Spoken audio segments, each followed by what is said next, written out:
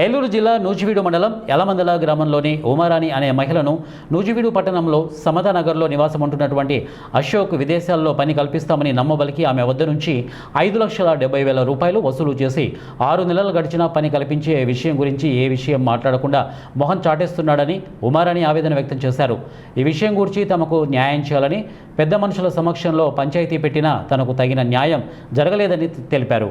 సోమవారం PGRS కార్యక్రమంలో sub కలెక్టర్కి అర్జీ సమర్పించి తగిన న్యాయం చేయాలని కలెక్టర్ని కోరినట్టు మహిళ ఉమాదేవి తెలిపారు.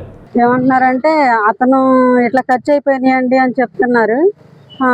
ఎస్ఐ గారు ఏమన్నారంటే వీటి గురించి కూడా మనకి తెలియదు, కనుక్కుందాం వాటి గురించి, ఇటువంటి మనం ఎక్కడ చూడలేదు ఇలాంటివి అని అన్నారు. మేము తిరుగుతున్నాం, పెద్దల సమక్షంలో చేద్దాం మాట్లాడి మీకు డబ్బులు అమౌంట్ ఇప్పిస్తానని అన్నారు, కానీ ఏమీ మేము తిరగడం తప్పితే ఏమీ లేదండి, మాకేమీ పరిష్కారం జరగలేదు. అందుకే మేము ఈరోజు స్పందన కార్యక్రమానికి వచ్చామండి. సబ్ కలెక్టర్ కలిసాము.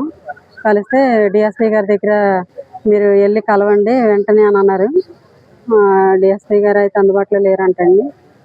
అదండి జరిగింది. మాకైతే న్యాయం జరగాలి. అతను మైలవరం అండి, అతనిది సాయంపాలెం గ్రామం, పినిపోయిన చెన్నారావు అనమాట. అతను ఇట్లాగా మేమే కాదు, ఇంకా 5-6 చాలా మందిని మోసం చేశాడు అతను.